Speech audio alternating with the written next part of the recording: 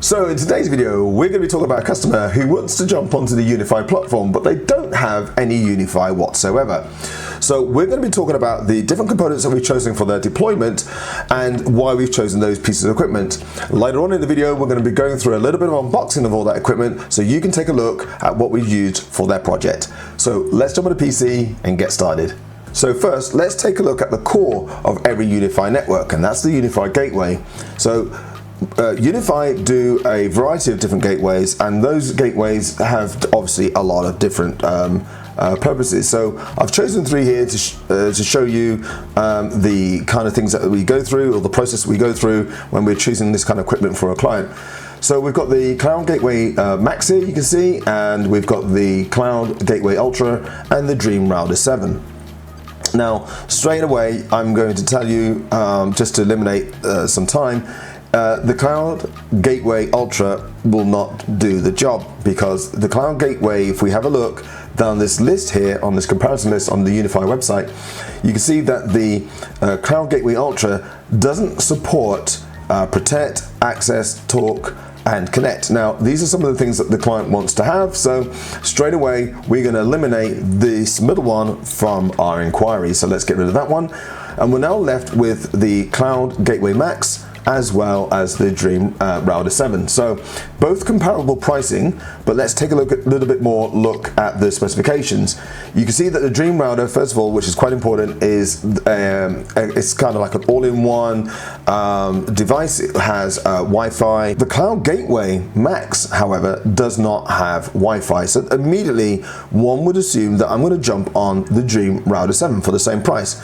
However, there's two problems with that concept, and if we just carry on down, we're going to take a look and we can see the first thing is the Dream Router 7 can handle 5 HD cameras, 2 2K cameras, or 1 4K camera. Okay, so if we come over to the Cloud Gateway Max, you can see that can handle 15 HD cameras, 8 2K cameras, and 5 4K cameras. So that's the first major important difference. So the client might have a need to be able to handle more cameras than the Dream Router can offer. So that's the first thing that that's important to note.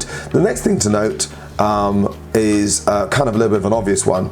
The customer has a cabinet already installed. It's a mini cabinet, so it's not a full rack cabinet, and therefore the Dream Router is a tall device, and therefore it probably won't fit in the cabinet. This next important factor, which is the Cloud Gateway Max, can take an NVMe, and it can take up to 2 terabytes on the NVMe. Again, this is important because if you go back to what we talked about before in terms of the camera, if you're storing that video footage, you need somewhere to store it. The Dream Router has a SD slot in it. It says it has a pre-installed 64 gigabyte micro SD, but the Cloud Gateway Max, because it can take a NVMe SSD, it can handle 2 terabytes, so it can handle more storage. So next on the list we have the switch, and we've got some switches down here that we've done a little bit of a process of elimination, and we have come to the conclusion that the best switch to have would be this Light 16 PoE switch. Now, if we take a closer look at the switch and what it can do, you can see that it has 8 gigabit PoE plus ports. It has an additional 8 gigabit standard ports, so it's got basically 8 PoE plus ports and 8 non-PoE ports. Your total PoE supply is 45 watts, and you obviously have the usual status lights on those sockets there, and of course you've got your little reset button on the front, which we'll see of course at the unboxing. So now let's take a look at this Wi-Fi access point. So this is the Wi-Fi device that is going to provide them wireless connectivity in their office. And again, we've gone through the same process. We've done a little bit of a process of elimination, and we've decided to go down this U7 Lite. You can see it's got a very good price point But let's take a little closer look at the specifications. So this device is a Wi-Fi 7, so it's got the latest Wi-Fi capabilities. It has 4 spatial streams, which is pretty good for the form factor. It's a nice, small, compact access point. It's telling us that it will give us sort of an estimated coverage of 115 square meters. Now that's more than enough for our use case here. So 115 square meters is quite a lot of space. So it's telling us that we can handle up to 200 plus clients. Again, really good. It's got an uplink, the uplink port there of 2.5 gigabits. It can be ceiling or wall mounted, which is really, really good. And it's powered through PoE. I'm just going down here to see whether or not it can handle VLANs. And yep, sure enough, it can handle VLANs as well. So that means that if we segregate network, which is what we typically do for security purposes, we segregate the network so that you've got the user network running on one network, and then we might segregate it so that you've got a guest network, and then we might segregate it again so that we've got IoT devices connected on a completely separate network, and this device can handle that kind of segregation. So again, for the price point, that's really, really good. So the final piece of this puzzle and the final piece of this project is the telephone system, and what the customer is going to use in this deployment is Unifi Talk. And to use Unifi Talk, you need a Unifi phone. So if we take a look at this particular model, you can see that it's a very nice compact and bijou phone, very nice size. It has your built-in microphone there and a built-in HD camera. You've got a 5-inch touch display, includes Bluetooth support, status LED, and a high-performance speaker. So if we come down here and take a little look, we've got this Bluetooth compatibility. And then it says this Bluetooth 5.2 Ubiquiti G3 wireless handset. Now, I'm not too sure that the handset is actually Bluetooth. So in other words, you pick the handset up and it's just Bluetooth connected. So that's sparked my curiosity. So if you take a look at some of the pictures, you can see on the picture here that there's a cord connecting this thing up. So we're saying it's corded. But if there's a possibility that there's an opportunity to have a Bluetooth handset, or a kind of almost like a cordless handset, you can literally pick it up and walk around with it, that's something that needs to be explored. And if it's not costing any more on the phone, then why not take a look at it? If it turns out to be an extra thing, then so be it. But it'd be interesting to find out if the handset is actually Bluetooth. That is the equipment that we've chosen for this project. Now I think it's time that we jump into the workshop and do a little bit of unboxing. Okay, so first up, what we have is the Cloud Gateway Max. So let's take a look. This comes again in the classic Ubiquiti packaging.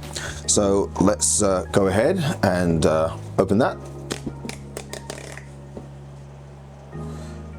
Let's see what's inside. Awesome. So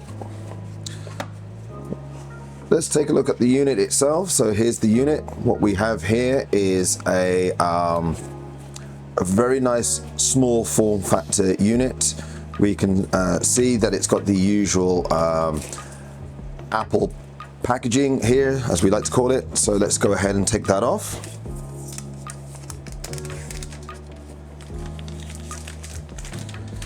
And let's take a look. It's a very solid unit. It's very, very solid. It's that quality you can see that you've got there.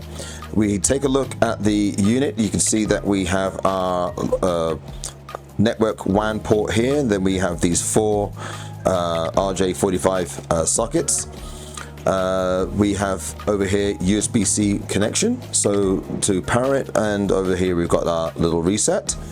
If we take a look at the front, we can see that we've got this screen here. This is a nice feature on the Unifi controllers where it gives you some information on what's happening with the connection. So this is really useful for just doing some quick diagnostics and seeing things are working.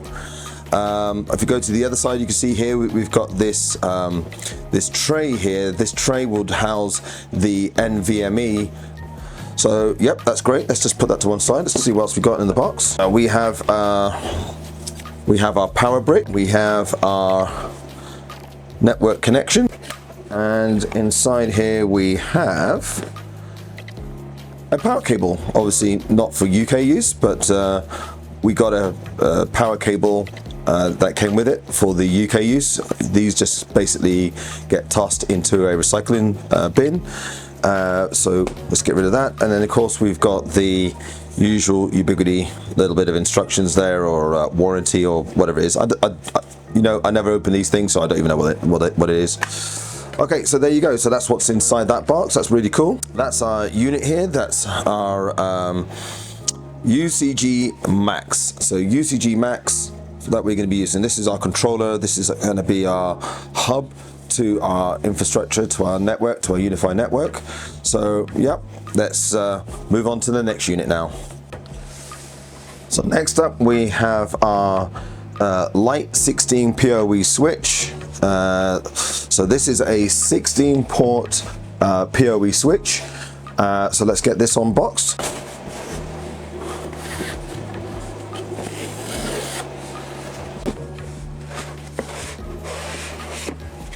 Awesome.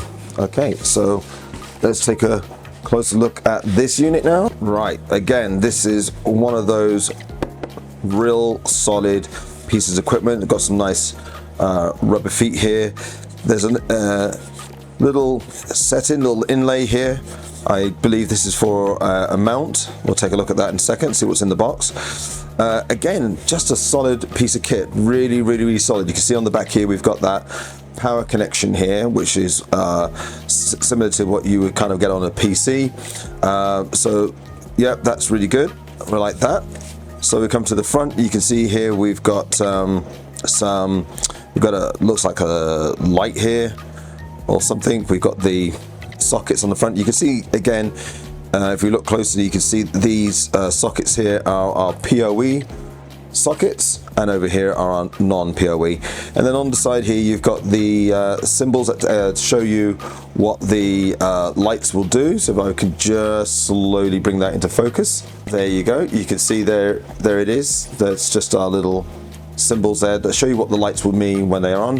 And of course down here we have our reset. So in the box you get this this little bracket here. So this is that bracket that goes under the underside. So that's for mounting it on the wall. You've got some wall plugs and some screws there for mounting, and you also get the plug. So there you go, that's UK power cable, nice solid. You can see that it's a really solid cable as well. So there you go, there's your 16 port switch that we're going to be using for this project. Let's now take a look at the access point. So over here now we have our U7 light. So this is the access point we're going to be using for this project. So let's take a look.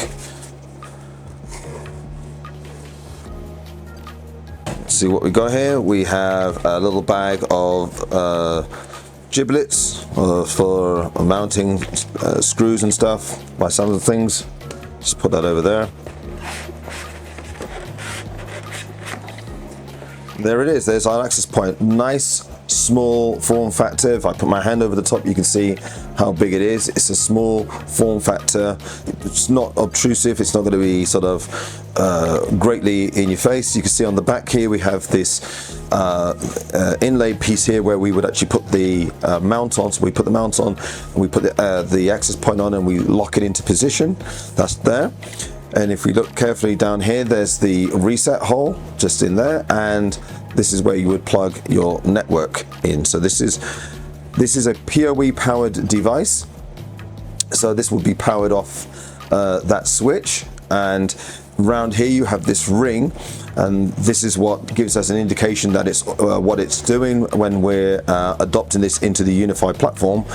And it normally will glow white when it's being first adopted, and then go to blue once it's been adopted. So it's a really useful visual aid when it comes to installing these kind of devices, which I really like. If we take a look what else is in the box, you can see we have a little template there and spirit level, which I think is I really do think that's a smart thing to do. You got the little spirit level in there, so when you're mounted, if you was mounting this on the wall, you can make sure that you got it got it level. If you have it the right way around, so you have the Unifi symbol that way. That's an indication of which way to put it on a wall, so that it would lock in exactly with the Unifi logo. That is all about the branding at the end of the day. So yeah, there's your template for that. You then get this metal mount. We've said this before, these metal mounts are for drop ceilings, and basically it's like a clamp on the tile. So you put the access point on the bottom, and then this would be above the tile, and then this would screw into this piece here, and you would literally sandwich the two together onto the tile. So I'm really pleased that Unifi supply these things. We've got a whole bunch of these things, by the way. So if anybody's got a use case for these things, if you're not using them, I mean, we just store them up in case we get a big installation. So we just keep them, and you never know. And then of course you've got the actual bracket itself. So this is the unit. This is the bit that locks into the underside. So this is what would lock into here. Anyway, so there you go. There is your U7 Lite access point. Really cool, really nice. Okay, so next up, let's take a look at that phone. Okay, so next up we have the G3 Touch Pro phone. So this is the phone that the customer will be using for their telephony. So let's get this unboxed. Let's take a look.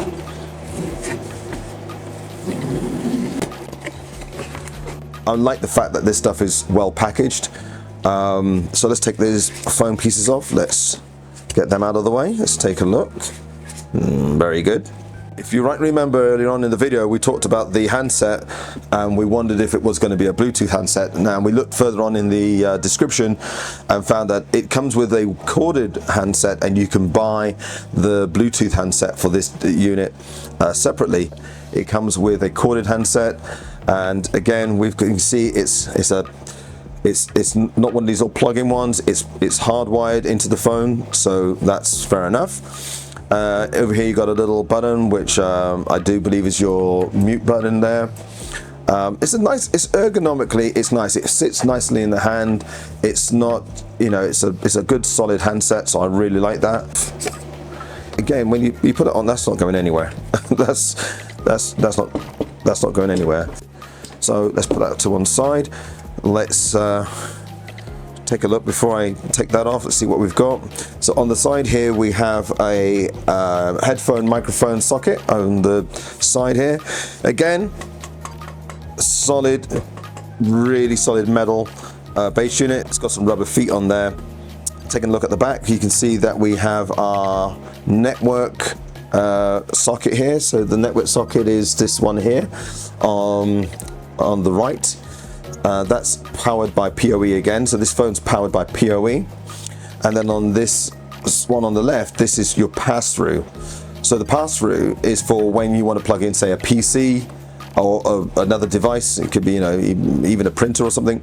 But this is a pass-through so that you can connect another device onto the network. Typically what happens with these kind of connections, if you go into most offices where they've got things set up, they'll have one data connection on the wall, and you sit there and you think, well, hold on, do I plug the phone into that? Do I plug in the PC into that? Well, what you do is you plug your phone into that, and then you plug the computer into this pass-through socket there. You've got your reset just sitting just above that screw there. Okay, so that's for resetting the unit. Let's turn it back around.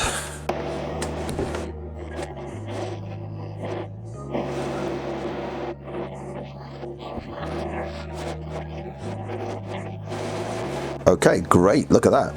So here we have the screen. You can see you've got your built-in camera and microphones at the top. So there's your camera sort of built in there. Okay. You've got this nice touchscreen, and you've obviously got a speaker there as well. Very ergonomically nice. Oh, we've got over on the top here, we've got another feature. So you've got privacy mode on the camera, I'm guessing. That's a privacy switch right there. Okay, there you go. That is your G3 Touch Pro phone, okay, which has Bluetooth compatibility, and you can also get a Bluetooth handset. So there you go. That is all our Unifi equipment for this particular project. What we're going to do now is that we're going to start off building their network off-site. This is what we typically do. So we build the network off-site and do all the programming, and then we rebox it all up and take it on site and go for the secondary stage installation. So let's get that on the bench and get that started. Now, stop right there. This is Future Rob speaking. We're not going to go through that configuration stage at this precise moment in time because there are a lot of intricate parts when it comes to configuring a Unifi network. And we want to make sure that you, the viewers, have the best experience when we go for that configuration. So for the moment, we're going to say, hopefully you've enjoyed this video. Please don't forget to like and subscribe, and I'll catch you in part 2 of the video and future videos. Thanks for watching.